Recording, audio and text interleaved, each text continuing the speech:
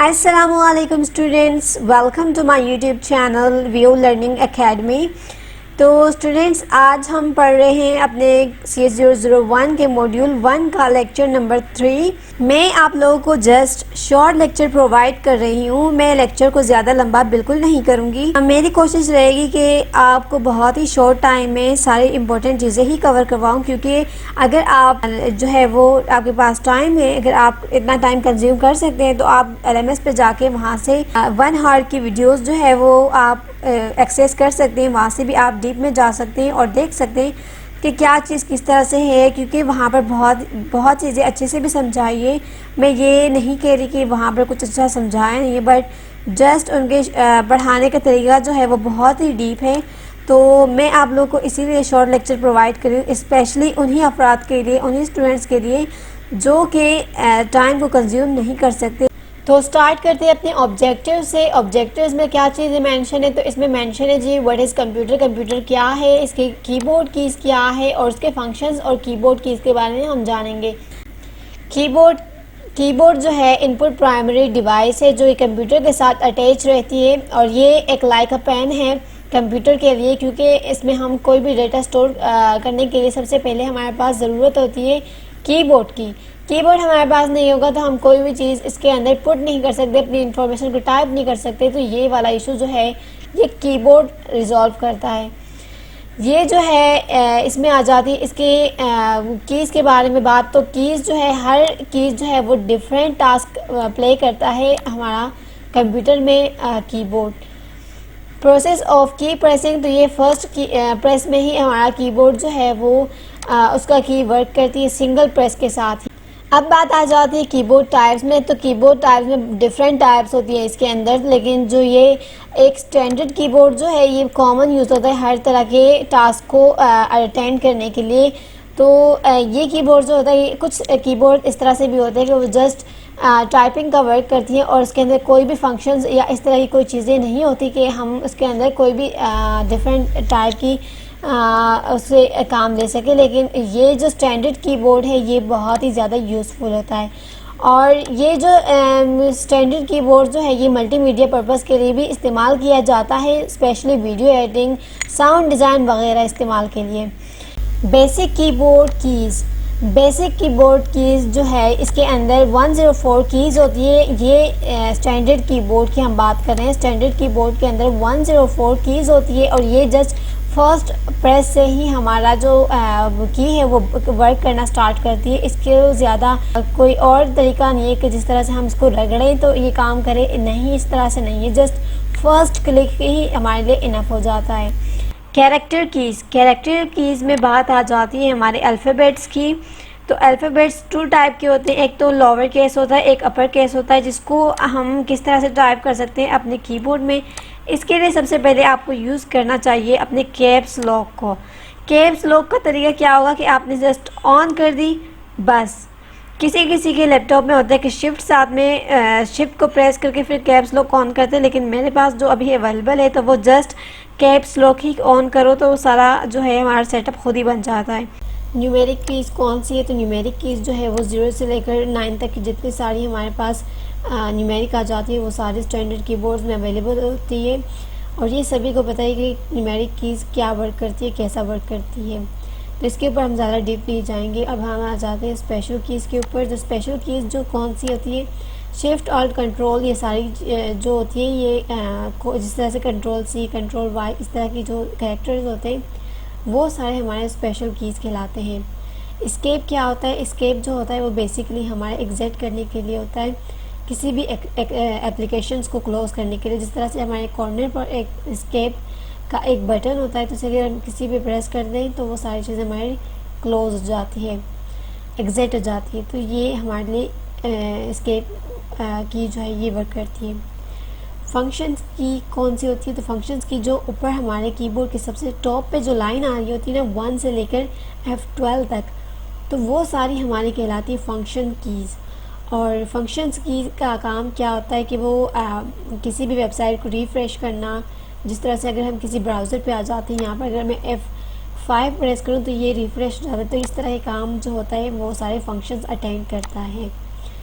Arrow keys कौन सी होती है? तो एरो कीज़ जो होती है वो लेफ़्ट राइट और जो हमारे एंटर और शिफ्ट के नीचे जो हमारे 4 बटन होते हैं, 4 हमारे पास कीज़ आ जाती है, उसे हम एरो कीज़ कहते हैं। न्यूमेरिक कीज़ कौन सी होती है? तो न्यूमेरिक कीज़ ये वाली होती है जिस तरह से प्लस माइनस और मल्टीप्लाई और डिवाइड की जिस तरह से होते हैं, इसे हम न्यूमेरिक कीज़ कहते हैं। स्पेस बार कौन सी होती है? तो स्पेस बार जो एक सबसे हमारे पास हमारे कीबोर्ड में जो सबसे बड़ी जो की होती है, जिस तरह से एक हॉरिजॉन्टल टाइप में होती है, विड्थ उसका बड़ा होता है, तो उसे हम स्पेस बार कहते हैं और ये हमारे लिए मोस्टली यूज़ होता है। हम किसी चीज़ में स्पेस डालना चाहते हैं तो हम अपने लेफ़्ट एंड राइट हैंड से दोनों तरफ से हम लोग इसको स्पेस में ला सकते हैं। ये कीबोर्ड के बिल्कुल सेंटर में होती है, तो इसे हम इजीली यूज़ कर सकते हैं। पंक्चुएशन कीज़ हम उसे कहते हैं कि जब आप शिफ्ट प्रेस करके किसी अल्फ़ाबेट को प्रेस करते हैं तो आप जिस तरह से मोस्टली हम यूज़ करते हैं क्वेश्चन मार्क, ब्रैकेट्स और मल्टीप्लाई का जो आइकन होता है, निशान होता है, वो हम डेवलप करते हैं, तो वो सारी चीज़ों के लिए हम लोग पंक्चुएशन कीज़ का इस्तेमाल करते हैं। एंटर का काम क्या होता है? एंटर की का काम ये होता है कि वो आपको नेक्स्ट लाइन पे लेकर जाता है। जिस तरह से अगर मैं नोट पैड पे कुछ टाइप करती हूँ इस तरह से, तो अगर मैं इसको चाहती हूँ कि मैं भी न्यू लाइन पे चली जाऊँ तो हम इंटर प्रेस करते हैं। तो इस तरह के काम के लिए हम लोग एंटर की का इस्तेमाल करते हैं।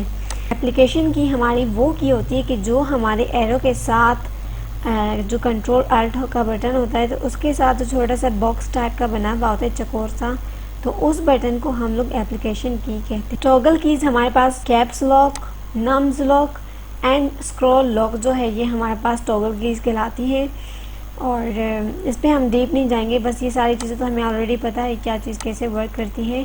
कैप्स लॉक का भी हमें पता है, नम लॉक का भी पता है, स्क्रॉल लॉक का भी पता है, क्योंकि हम डेली की यूज़ में इसको इस्तेमाल करते हैं। And that's it. Print screen हम लोग इसके लिए इस्तेमाल करते हैं। अगर मैं अभी पूरे स्क्रीन को अगर कैप्चर करना चाहूँ तो मैं डायरेक्ट डिलीट इंसर्ट के पास प्रिंट स्क्रीन का बटन शो हो रहा होगा, तो अगर मैं उसके ऊपर क्लिक करती हूँ तो मेरा ये पूरा जो स्क्रीन है ये कैप्चर हो जाएगा। बिलफर्ज अगर मैं इसको कैप्चर करके किसी को शेयर करना चाहती हूँ, अगर मैं किसी व्हाट्सएप पर जाके वहाँ से शेयर करती हूँ, तो मैं डायरेक्ट यहाँ पर आके प्रिंट स्क्रीन के बटन पर क्लिक करूँगी एंड दैट्स इट, वहाँ पर पेस्ट कर दूँगी कंट्रोल Y के साथ। तो ये हम इस प्रोसेस को हम प्रिंट स्क्रीन कहते हैं और ये बटन जो है ये हमारे डिलीट इंसर्ट के पास होता है। इंसर्ट की ये क्या चीज़ है? इंसर्ट जो है ये इंसर्ट का काम करता है। ये आपने इसकी डेफिनेशन याद कर लेनी है और ये सारा आपने रीड कर लेना है। याद करने वाला कुछ है नहीं जो मैं आपको समझाऊँ। होम की एंड की, तो इन दोनों में मैं आपको फ़र्क बताती हूँ। यहाँ पर मैं जाती हूँ नोट पैड में, यहाँ पर मैं अगर लिखती हूँ कुछ भी मैं लिखती हूँ यहाँ पर, तो ये मैंने यहाँ पे राइट कर दिया। होम पे क्लिक करती हूँ तो इसके स्टार्ट में चला जाता है। जो कर्सर आपको नज़र आ रहा है ये कर्सर, इसका जो कर्सर है ये स्टार्ट में चला जाता है। अगर मैं एंड पे क्लिक करती हूँ तो ये बिल्कुल लास्ट में आ जाती है। देख सकते हैं आप, ये इसके लास्ट में आ गया। अगर मैं होम पे क्लिक करती हूँ तो ये स्टार्ट में चला जाता है।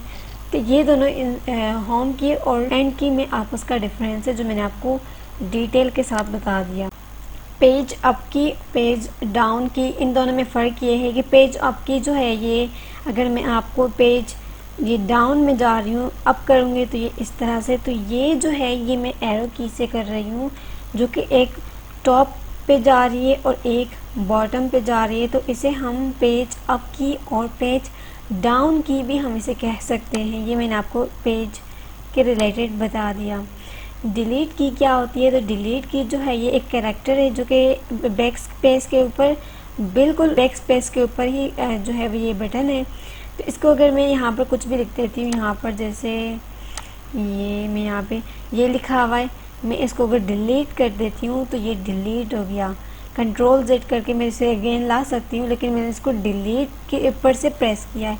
इस तरह से भी कर सकते हैं कि मैं इसको बैक स्पेस दबा दूँ तो ये गायब हो जाएगा, बट मैंने इसको अभी जो है वो डिलीट के साथ भी इसको डिलीट किया है। बैक स्पेस की क्या है? तो बैक स्पेस की वो की है, बैक स्पेस क्या है? तो बैक स्पेस अगर मैंने यहाँ पर ये सारा कुछ गलत कर दिया, मैं चाह रही हूँ कि मैं इसको सब रिमूव कर दूँ, यहाँ पर मैं पाकिस्तान लिखूँ तो बैक स्पेस पे और मैं क्लिक करूँगी तो ये सारा कुछ जो है ये ऑटोमेटिकली रिमूव करता जाएगा।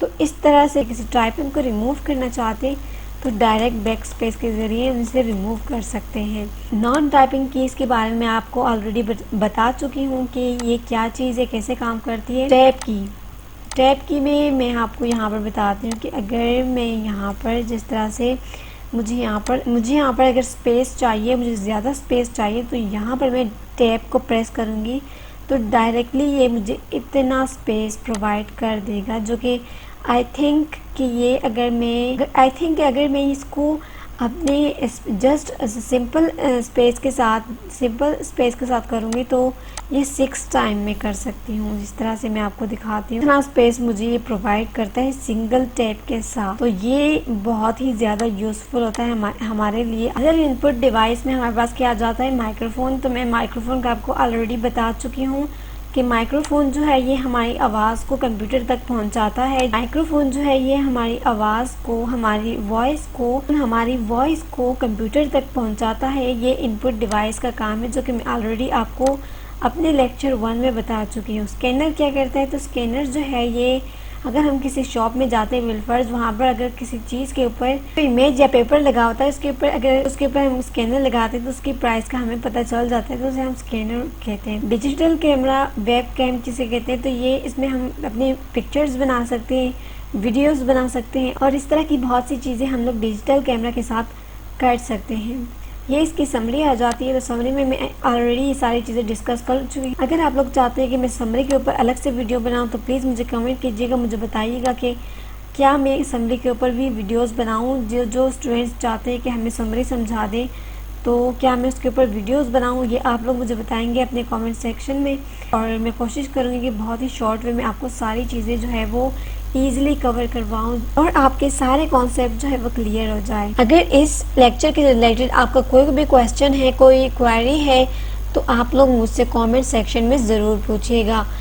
मैंने तो कोशिश की कि आपको सारी चीज़ें जो है वो ईजिली कवर करवाऊँ और वही सारी चीज़ें मैं आपको समझाऊँ जो चीज़ें मुझे इम्पोर्टेंट लग। उम्मीद करती हूँ कि आपको मेरी वीडियो अच्छी लगी होगी। अगर अच्छी लगी है तो आप लोग प्लीज़ लाइक ज़रूर कर दीजिएगा।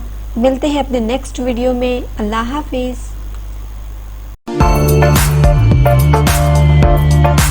Thank you.